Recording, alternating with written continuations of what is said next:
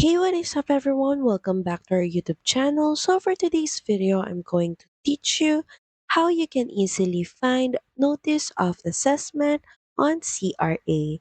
So all you have to do is head over to canada.ca.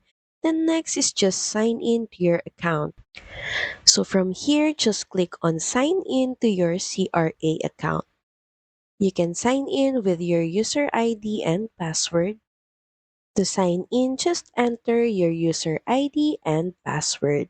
Then just click on sign in. So once you're signed into your account, in the left panel, just click on tax returns.